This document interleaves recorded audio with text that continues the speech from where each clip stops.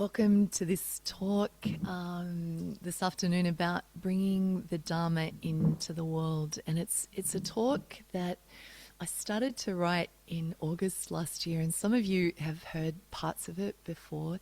It's a talk that I was inspired to write after a good friend of mine passed away, and she was an amazing Dharma practitioner and Dharma sister. It still makes me feel a bit teary.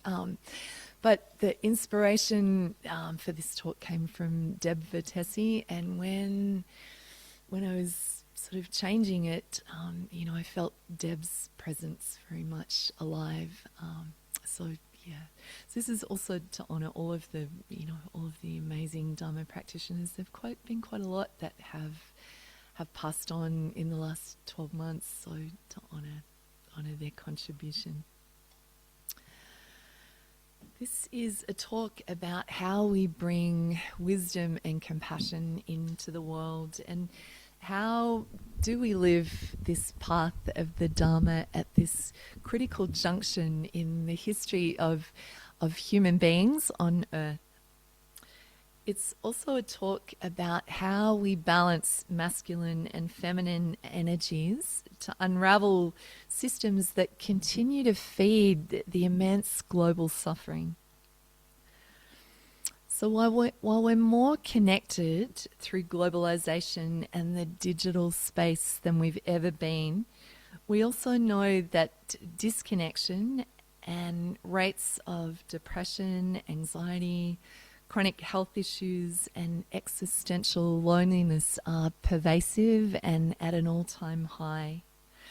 So we could say that we're not really flourishing in this world that's spiraling in greed, hatred and delusion. And we know this to be true in our hearts, and we see it often reflected back in our loved ones. So what we're actually doing, and what we've been doing practicing on this retreat, is meeting our hindrances with love. We've been getting really close to the defilements of attachment, aversion and ignorance, to deeply inquire into the causes and conditions of suffering. And while this is immensely courageous work, we're also recognizing that suffering is endemic to being human. When we become entangled, resisting the present moment, and we inadvertently feed the defilements of greed, hatred and ignorance, and also feed the kileshas, the mental states that also include fear and anger, anxiety, jealousy, desire, and these are states that obscure the radiance of the mind and ultimately build barriers around our hearts. We may have been experiencing glimpses of a heart-mind that's free as we watch this beauty of the sunrise, or we feel the tender earth beneath our feet, or we're mesmerized by the beauty of spiders, of water dragons, of currawongs, and of each other as we lean into the gift of reciprocity and generosity as we've been working in the garden, cleaning toilets, receiving Anne's spectacular food, and resting in the sacred pause at the end of the out-breath. How can we trust this path from suffering and the elegant roadmap gifted to us by the Buddha in the form of ethics, wisdom and values, a path known as the Eightfold Path, as we witness the energies of the defilements being enacted and projected into the world? So arising in the world just now is the manifestation of these defilements, and we can understand them through our practice as dependent co-arising streams of more than 500 years of colonialism, domination, subjugation of women, unbridled extraction and consumption of the Earth's resources that have wreaked havoc on the planet and are creating wars and environmental collapse. We can be deeply curious about what lies underneath the chaos on the planet, where a select few with extreme wealth and deluded minds are making decisions about the well-being and the futures of 7 billion people. I've been really interested in what Rebecca Solnit, the writer, activist and Buddhist practitioner, is sharing in her essays through her website called Meditations in an Emergency. And Rebecca's written widely about the devastating effects of centuries of patriarchal domination, misogyny, and ongoing gender violence. And some of the impacts of these streams of energy, Rebecca says, can be traced back to what's known as Malleus Maleficarium. I'm not sure if anyone's heard of this before, but in 1487, it was the notorious manual that was written by Heinrich Kramer, who was a Catholic clergyman. It was called The Hammer of Witches, and it was a manual that served as a legal and theological guide that led to the torturing and execution of between 40 to 60,000 people. 80% of those were women, from 1450 until 1750, so it's not that long ago. Malleus Maleficarum is known as a foundational text of misogyny that led to the silencing of women. And Rebecca quotes a passage from this text that says, "When a woman thinks alone, she is evil."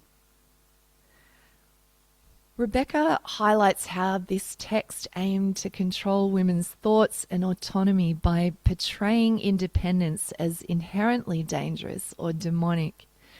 And Rebecca said that the witch hunts weren't only founded on superstition, but were a systemic attempt to crush powerful or non-compliant women, including healers, midwives, or those who challenged male authority. Rebecca says that the ideology of the Malleus is strongly connected to modern efforts to silence women's voices, as violence and misogyny are used to continue to maintain this patriarchal power structure.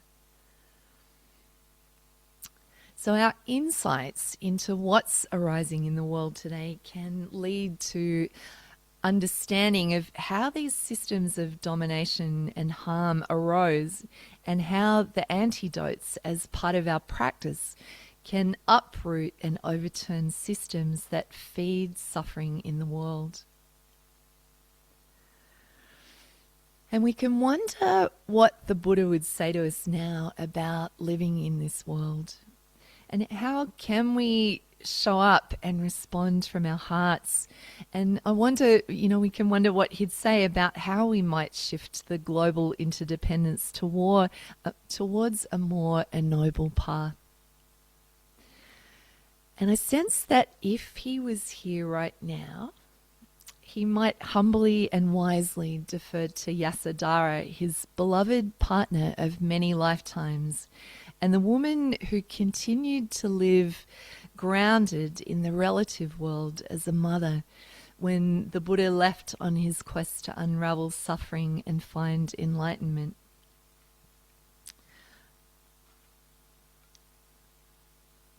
And it's highly possible that Yasodhara's story has been influenced over the centuries by interpretations made through the cultural binary lens of the masculine over time, leading to an underestimation of the influence of Yasodhara on the Buddha and on his awakening. And in researching this talk, I found narratives woven and reimagined through a lens of the feminine, And because we don't actually know what, about these stories, a lot has been lost. But these writers have reimagined this, and that's what I'd like to share as a balancing of feminine energy in largely historically dominated male stories that are about in Buddhism. So who was Yasodhara? Well, we can imagine that Yasodhara was a great spiritual master and teacher in her own right, and an energy of the enlightened feminine. In Thich Nhat Hanh's Old Path White Cloud, the Buddha and Yasodhara are described in a meeting from a previous life, with Yasodhara first recognizing the path they would follow together in future lives to be part of a benefit to all beings that would involve them being together and also apart. In other stories of the Buddha's past lives called the Jatakas, Yasodhara is there with him. Sometimes they've been married. There are arguments. Sometimes he leaves her, sometimes she leaves him. But whatever the story, it seems their lives have been entwined together countless times before. It's a beautiful, eternal love story through innumerable lifetimes of finding each other and agreeing to take rebirth together in the future. So in their final life together, it's Yasodhara who chooses the Prince Siddhartha to be her husband, despite her father warning her that he may not make a suitable husband. And even though Yasodhara knew that Siddhartha would someday leave, even though everyone told her that the 4 heavenly messages would one day call him away from palace life, she wasn't deterred from entwining her destiny with his. Perhaps she knew that this wasn't a choice, that this was their path, destined to be together and apart. The two deeply spiritual and compassionate beings had helped and supported one another over many lifetimes. Their compassion showed in their concern about inequalities in their culture and their shared dream of abolishing the caste system. They shared dreams of a better world for 13 years before the birth of their son, Rahula. And it's possible that even while the future Buddha was fixated on finding an end to suffering, Yasodhara, in the throes of labour, was experiencing suffering directly and finding a path herself from suffering, giving birth to their son, Rahula. It's said that on the night the Buddha left, he knew that if Yasodhara awoke from sleep, he may not be able to leave, so he quietly left the palace in pursuit of enlightenment. The writer Jacqueline Kramer suggests that perhaps the Buddha wasn't so much afraid of Yasodhara, but he quite possibly was afraid of himself, of losing his determination and being unable to leave if she opened her eyes. He knew that he had to abandon her and their son, an act that must have required every superhero power that he had.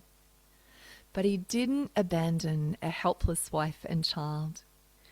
He went out to seek the end of suffering for her, for their son, and for all sentient beings. On the edge of enlightenment herself, Yasodhara understood this, and yet she was still a human being who would miss her husband. As Siddhartha pursued enlightenment outside the palace, Yasodhara pursued enlightenment in the relative world of the mundane everyday. And this was, as they both understood, their last incarnation. And she was a woman raising a child, and it didn't change her destiny to joining her beloved husband in their shared journey to enlightenment. Although they both played different roles in this enlightenment story, their intent remained aligned in shared ethics, wisdom, and focus. After the Buddha's enlightenment, Rahula also joined the Buddha and became a monk, and Yasodhara became one of the Buddha's 13 great bhikkhuni disciples. She was understood to attain supernormal powers and was able to recall infinite eras of the past. Some of the earliest Buddhist storytellers follow Yasodhara, watching her wake up to the news of the Buddha's departure, and as she struggles with the loss of her husband, expressing her pain in every possible way. Some texts describe that she sobbed with anguish, and others that she railed at the gods, at the chariot driver, and even accused the mythical horse Kantaka of betraying her by letting her beloved husband get away. In later texts, she wanders through the palace gardens, listlessly remembering the times they spent together on the swings, or how they watched the geese float by.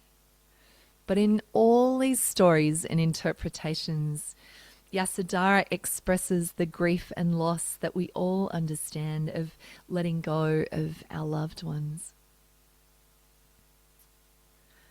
The story of Yasodhara is a story of balancing love in the sometimes messy relative realm with the expansive, undying, unconditioned spiritual love in the absolute. We feel the pain of what Yasodhara may have felt through our own experience of letting go of beings we love. Our hearts break for her pain because we understand and we know what loss feels like. Vanessa Sassoon, in her beautiful story about Yasodhara, says, as women, not only do we know suffering, but we understand it better than we understand awakening. She says that Yasodhara makes every mistake. She clings, she cries, she holds on, and she accuses. She falls in love and she won't let go even after she's been left behind. Her loss fills our imagination, touches our hearts. It's a human story of romance, passion, betrayal, hurt, and ultimately finding equanimity, love, and acceptance. We can also relate to Yasodhara's story as a story of enlightenment in this mundane or relative world, paralleling experiences of women throughout time who've suffered great loss, left their families, or followed a spiritual path after their children became adults. Yasodhara's story is a story of listening to intuition, of knowing when to let go and when to act, of trusting in this path of awakening, and ultimately finding a great balance between love and compassion in the relative and ultimate realms. So what would Yasodhara say to us about being in the world now? Perhaps she'd encourage us to continue the path of inner work in contributing to outer change, peace, and balance, and to continue to try to respond from our hearts to shift the global interdependence towards what's possible and this more ennobled path. Perhaps she'd let us know that this path of awakening isn't linear and it's not always easy. But in transforming suffering, we can collectively find myriad possibilities through freeing the heart-mind, reducing our collective karmic footprint, and bringing greater balance and well-being to the earth and all beings. Perhaps she'd also say that it's truly possible to wake up through the spiritual practices of giving birth, of washing dishes, caring for our families, washing clothes, making compost, driving to work, or vacuuming the house. And that in this household and mundane world, when we commit to following the eightfold path of ethics, compassion, and wisdom, we find a path to awaken our hearts and meet the suffering in whatever small or large ways we're called. Yasodhara, I sense, would also encourage us to urgently address gender inequity while bringing greater consciousness of inequity across other areas, including racism, violence, poverty, and health inequities. As an embodied feminine archetype, Yasodhara represents a kindness and nurturance that counterbalances the dominant, exploitative, and extractive capitalistic paradigm that views the earth and all beings as a means to increase wealth and power. Her story is rich in the grace and beauty of the divine feminine. And something that's important to remember is that these are not energies outside us, no matter what our gender is. But these are energies, they're like deep wells within us that we can call on through connecting with these archetypes that help us to uncover these energies in our own hearts. The sacred feminine isn't passive or only gentle. The sacred feminine can be fierce and dynamic like the wild, passionate and protective energy of Shakti. The fierce, compassionate energy of green Tara, ready to move in response to the suffering of the world. Or the terrifying dispeller of unwanted, conditioned energy, the Hindu goddess Kali. Traditional peaceful representations like White Tara or the beautiful statue of Kuan Yin that's outside the meditation hall also have attributes and strengths when it comes to protecting the Dharma. Mary Thanissara says that the manifestations of sacred feminine energy are the removers of the defilements through fierce compassion. And she said that often the stories about these removers of defilements include the ways that these deities use axes to cut through obstructions, arrows to pierce the heart, lassos to tie up demons, and swords to cut through ignorance. They can also exude healing nectar to soothe and bring forward well-being. And their mantras offer protection and encourage fearlessness. These are the superhero strengths and reflect the roles of women as protectors, life givers, carers, and nurturers. So Mary says that the depiction of Kuan Yin is also is the Indian and Tibetan archetype of Avalokiteshvara, who perfectly embodies a healthy, matured, and empowered balance of both masculine and feminine energy. And she says that when both these principles are integrated, there's a mature love that's born. And she says, these are beautiful words of hers, she said that this is the kind of love that embraces our burning earth through wisdom and compassion, protecting all species and preventing ecocide and the undoing of human civilization. Avalokiteshvara is known as the one who hears the cries of the world and who looks deeply into the hearts of all beings from a place of compassion. Avalokiteshvara is often represented with 1,000 eyes and 1,000 arms to help with the healing of the world. And His Holiness, the Dalai Lama, is understood to be the emanation of Avalokiteshvara, or Chenrezig is the Tibetan name. And Chenrezig Avalokiteshvara put off becoming a Buddha in order to help all other beings. It's very much this beautiful bodhisattva path. Depictions of Avalokiteshvara flow in a gender fluid way between male and female energy. And last year, after a particular period of burnout in my life, I was lucky to land in Sarawak, Borneo, for the Women in Buddhism conference. And we heard a most brilliant presentation from the trans-Tibetan monastic Tashi Shodap, who spoke of the restrictions of our conceptual mind and urged us to find solidarity, as Buddhist practitioners, to find solidarity with non-binary folk, to change systems of oppression and seek answers outside the dominant paradigms.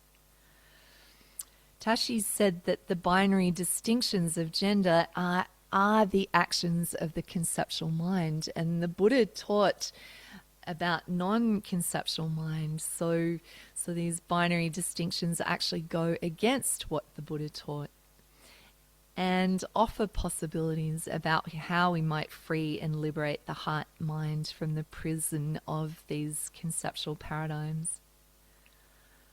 But how do we do this? This is the big question.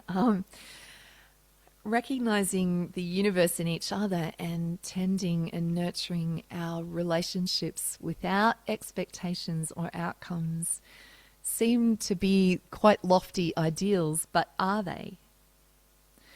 It certainly feels like that's exactly what we're doing on this retreat. Developing a different sense of what it's like to be in community where we can know ourselves and others through connections with each other that embody the precepts and the teachings as best we can in silence together. But what happens when we go back into the world? Do we know our neighbours? Are we involved in our communities? And what happens when there's disagreement and dissension? Thinking back to what Rebecca Solnit's writing in relation to Malleus Maliform and the many hundreds of years of the impact of patriarchy that's harmed men as well as women. Carl Jung referred to this, and I think we touched on it, as the shadow. And among women, it's easy to see these patterns where, we don't always support each other or trust each other, and where we've learnt from a very young age to compete with each other, and sort of often this kind of reenacts and plays out through our own trauma. How can we better address the trauma of women throughout the centuries that's led to an imbalance of masculine and feminine energies in the world? Because this pain is carried deeply in our DNA. There's an absolutely brilliant young poet and activist who lives in Bellingen called Ritaj Abdullah, and I love Ritaj, and she shared this poem about how to be in the burning world with love, fierce compassion, and without expectations. She writes, "So I gather the ashes, I plant them like prayers, I water them with rage and honey, and somewhere something grows."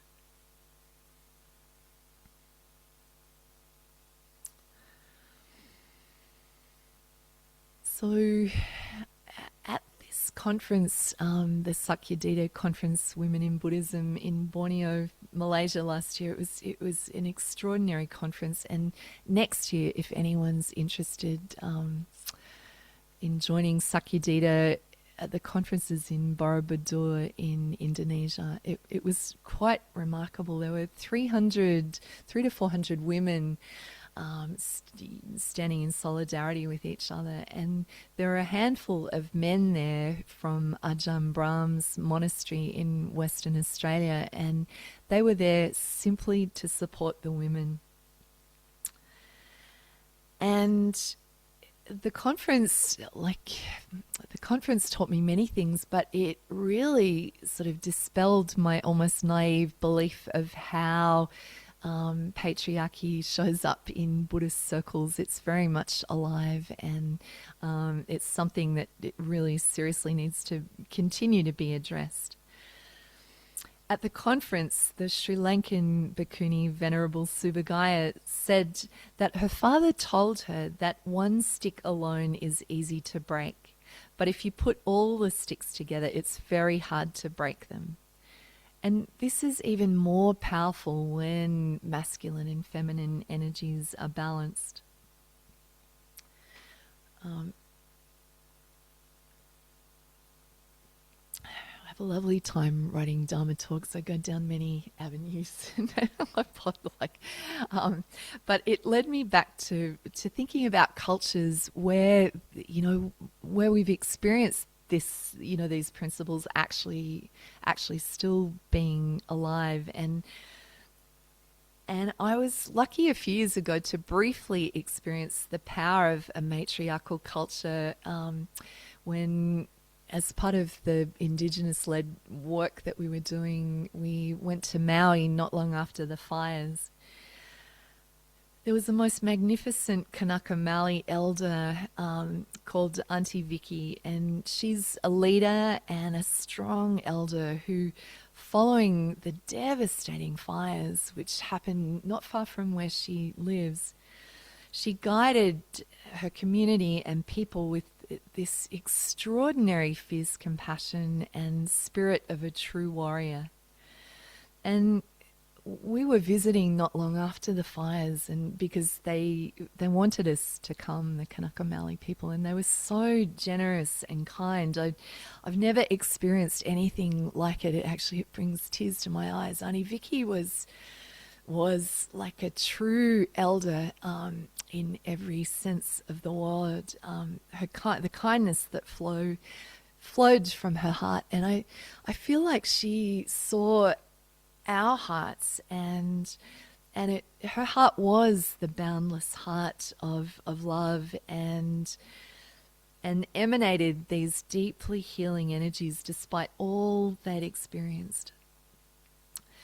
When I left Maui, I had the most incredible dream about the Kanaka Maoli people being like the immune cells of the earth, energizing and teaching the rest of us cells how to balance and bring this healing energy to the fore.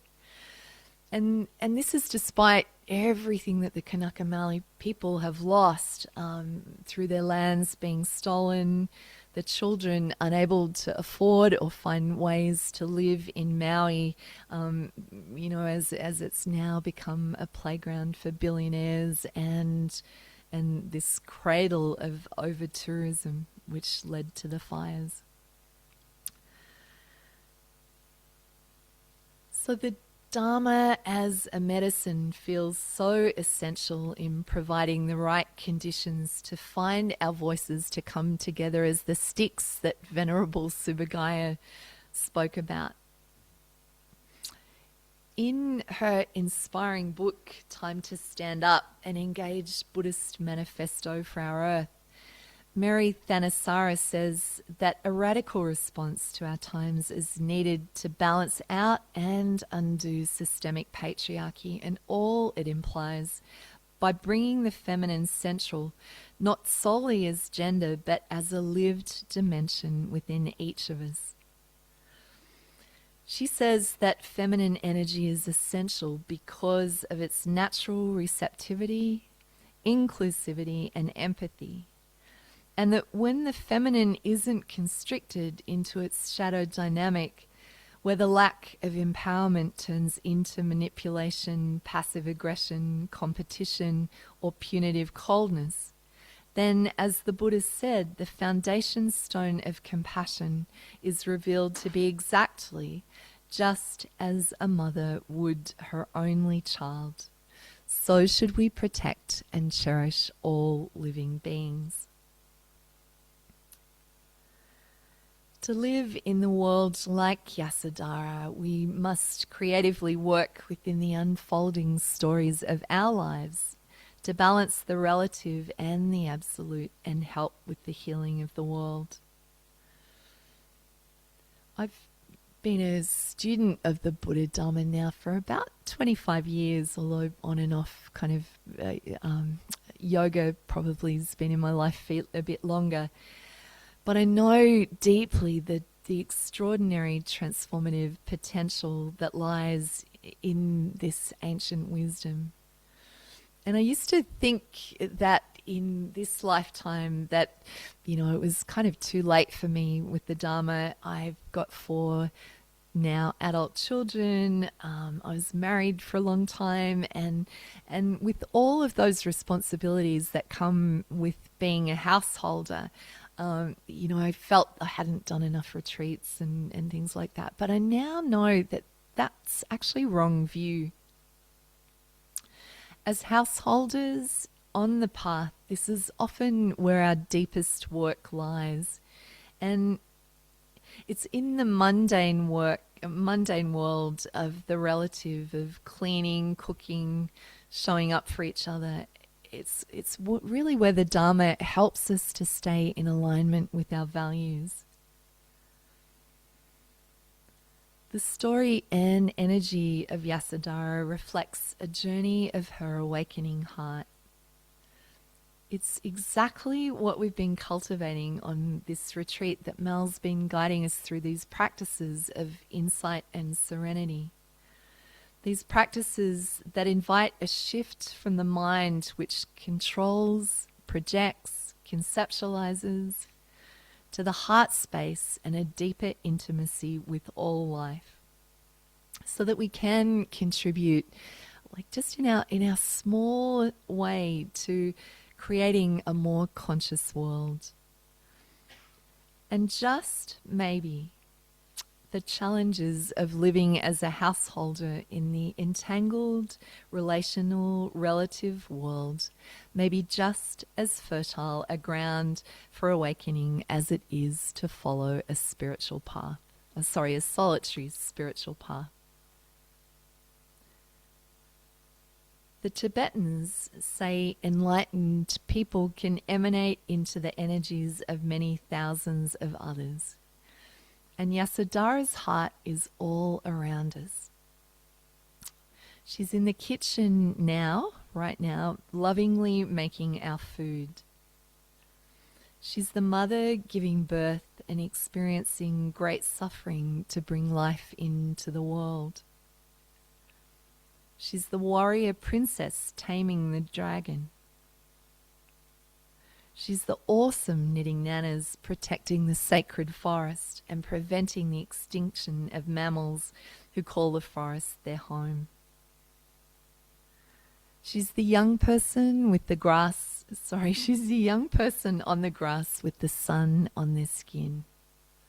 And she's the man expressing love, making boxes for his children. She's the nun speaking out for social justice. She's the courageous man doing the haka, calling out racism. She's the hearts of First Nations women, protecting the sacred earth from fracking and mining. She's the currawong and the white owl, observing the world. She's the crowd in Minneapolis standing together against genocide and madness.